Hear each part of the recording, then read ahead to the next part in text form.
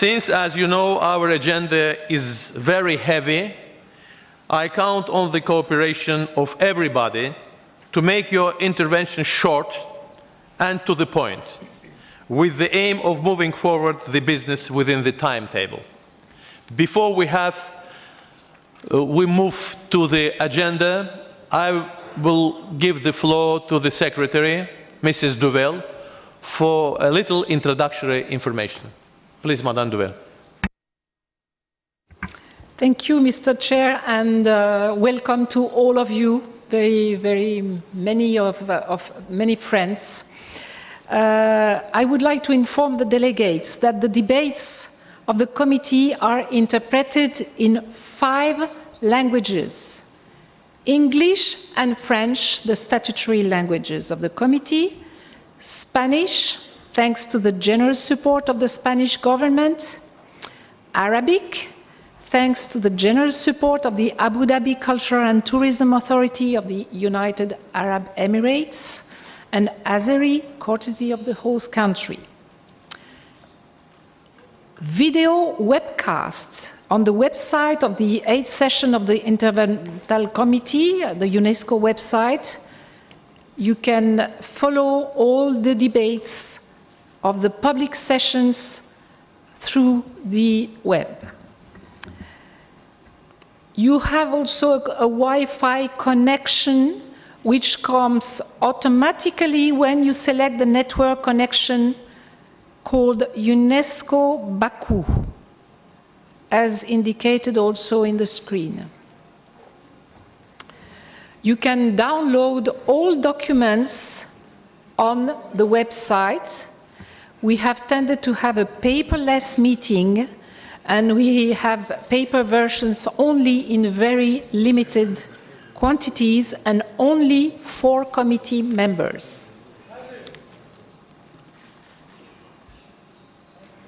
I recall that electronic copies are available on the website and that USB keys have been distributed to all participants when they registered and received their badge.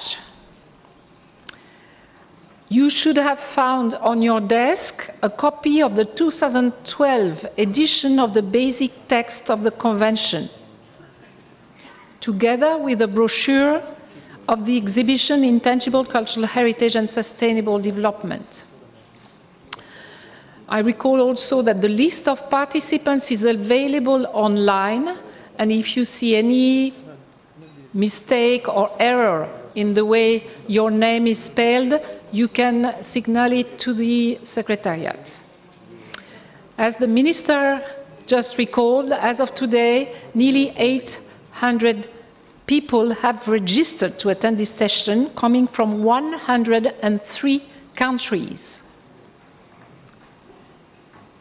All of those who have not presented themselves at the registration desk to receive their badge, please do so at the entrance of the room.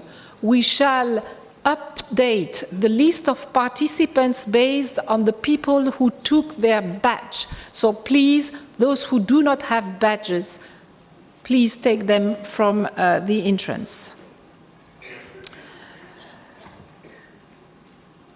I recall also that those of who were accorded financial assistance for their participation, be they members of the committee, state parties, or NGO accredited, please go to room Kirdalan 1 on the 4th floor during the lunch break, and after the end of our session this afternoon, if you have to solve issues with the Secretariat. And last announcement, on the screens just outside the room and in this room, at one point, a set of photographs is displayed, which was also shown on the fences of the UNESCO headquarters buildings in Paris from October 28th to 10 December. It's an exhibition to commemorate the 10th anniversary of the Convention, which was made possible thanks to a generous financial contribution by Monaco and Turkey, which is displaying examples taken in different parts of the world to demonstrate how intangible cultural heritage in fields such as, is important in fields such as development, economic development, health, food security, etc. We have aimed in this exhibition to illustrate the role that living heritage can play in sustainable development. Thank you, Mr. Chair. Thank you, Mrs. Duvel. I would like to propose to continue without any delay to the second item, the adoption of our agenda. The agenda is given to all participants. I think that you have to be acquainted with the documents, and it will be on the screens.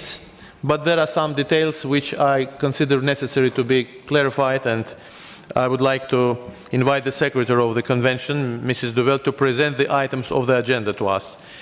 Please refer to the document 2 Rev adoption of the agenda, as well as to document information.2.1 provisional timetable and information.2.2 reverse 3 provisional list of documents.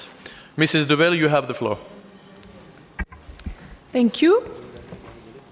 The provisional agenda that has been distributed to you contains 19 items, some of which contain sub-items, so indeed it's 30 items. The agenda is full, but all of the items are here for a reason. They are here because either they are determined by the rules of procedures, inscribed on the agenda by specific decisions taken by the committee at previous sessions or by the General Conference, related to the provisions of the operational directives or articles of the Convention, like the inscriptions, for example.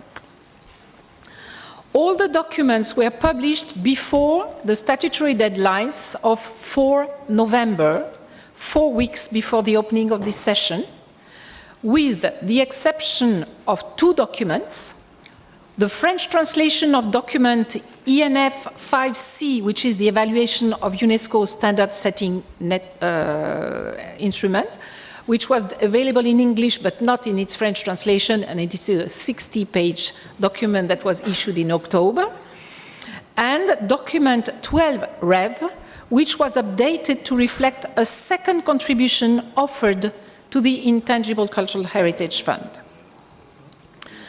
As you are familiar with, all documents have the same beginning of the code: ITH for Intangible Heritage, 13 for year 2013, 8COM for 8th session of the committee, followed by a number that corresponds to the number of the provisional agenda. So each time you have the last number, you know which agenda item it refers to. And in case of an information document, you have this number is preceded by INF. In a few cases, the documents that were initially published have been supplemented by corregenda or addenda, or they are subject to a revised document. You will be informed of this case so that you can download the latest versions from the Convention's website. But for the time being, the documents that are on the USB keys are the latest versions of all documents.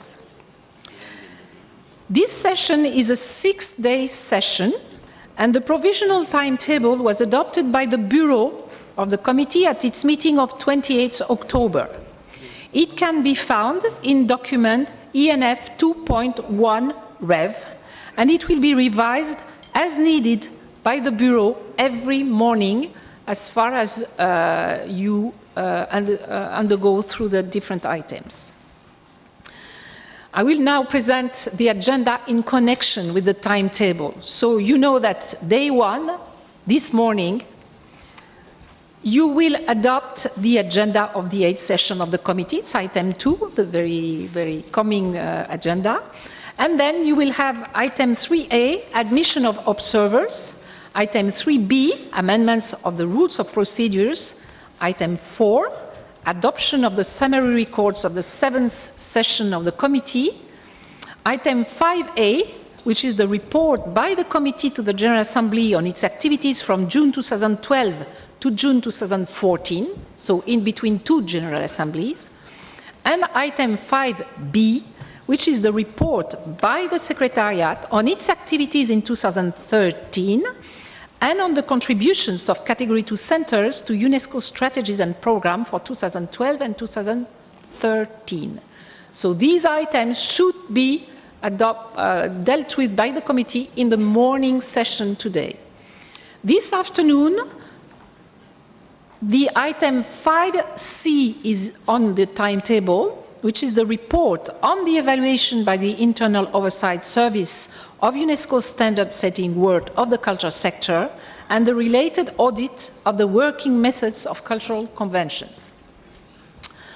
Tomorrow, 3 December, in the morning, you should be able to examine item 6A, which is examination of the reports of state parties to the implementation of the convention and on the current status of the element inscribed on the representative list of the intangible cultural heritage of humanity. To be recalled that 47 states parties were to submit their periodic reports. 26 countries submitted, in fact, their reports by the deadline, but many were not completed. So, in reality, 10 reports will be examined and the rest shall be completed in 2014. In the same morning of tomorrow, item 6B will be examination of the report of Brazil on the current status of an element inscribed on the list of intangible cultural heritage in need of urgent safeguarding, which is a follow-up to decision 6.83, which invites Brazil to submit such an interim report. And then the committee should be also able to look after item 6C, which is the reports of state parties on the use of international assistance from the Intangible Cultural Heritage Fund, which is a request under Article 24(3) of the Convention. In the afternoon, the item 7 will be on your agenda and timetable, which is the report of the consultative body on its work in 2013. To be recalled that the consultative body evaluated in total 15 files, 14 to the urgent safeguarding list, because one was withdrawn, so you will look after 14 even if they evaluated more. You will see that for all mechanisms, the general reports propose an overall decision besides the different specific decisions on nominations, and this general decision typically will be adopted after all decisions on the nominations are finished. After this general report of the body, you will go to item 7A, which is the examination of nominations for inscription on the list of intangible cultural heritage in need of urgent safeguarding. On Wednesday, 4 December, in the morning, if you have not finished the business with the urgent safeguarding, you will continue in the morning.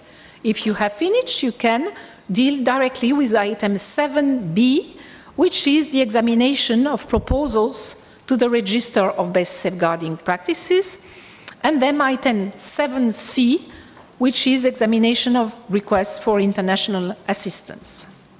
And then, at the end of this morning session, the committee should go back to the general overall decision 7, dealing with the 3 processes which were examined by the consultative body. On Wednesday afternoon, the 4th and Thursday morning, the 5th, it will be turned to the representative list and the report of the subsidiary body. So it's a full day shared between one afternoon and one morning. And Thursday afternoon, item 9A to 12 are on the timetable. 9A is the establishment of the consultative body for the 2014 cycle and adoption of its term of reference. Item 9B, the same for the subsidiary body. Item 10, number of files submitted by the 2014 cycle and number of files that can be treated in 2015 and 16 cycles, which is a recurrent item required by paragraph 33 of operational directives. Item 11 will be the draft plan of the use of the resources of the Intangible Cultural Heritage Fund, and item 12, the voluntary supplementary contributions to the Intangible Cultural Heritage Fund. We will then be, if your timetable is respected, in the morning of day 5, Friday 6th December, when a number of draft amendments to the operational directives should be examined by the committee.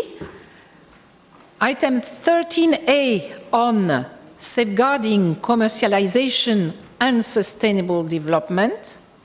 Item 13B on the referral option for the representative list. In the afternoon, item 13C on the procedure for extension and or reduction of an already inscribed element. And item 13D on the evaluation of nomination status of the subsidiary body and consultative body, which was called by resolution 5GA5 of the General Assembly that wanted to reassess the status of both bodies in its next session, which will take place in next June, so the committee has to recommend the General Assembly something. And the last item will be item 13E, which is a last-minute draft amendment that was requested by the Bureau of the meeting on 28th October, which is the introduction in the draft, in the operational directives of the definition of emergency for the international assistance, because you took as a committee a decision, but it seemed to the Bureau more clear to have it written in the operational directives. Then, on Saturday, 7 December, the last day of the committee session, in the morning, item 14A will be the accreditation of non-governmental organizations, and item 14B will be the report on the profile of the non-governmental organizations accredited to act in an advisory capacity to the committee and the nature of their work, and proposal of an evaluation form for assessing their potential contribution to the implementation of the Convention. Item 15, date and venue of the 9th session of the committee. Item 16, election of the members of the Bureau of the 9th session of the committee. And item 17, other businesses. And the last afternoon of the session will be only for the adoption of the list of decisions, which is the report of the session in a way.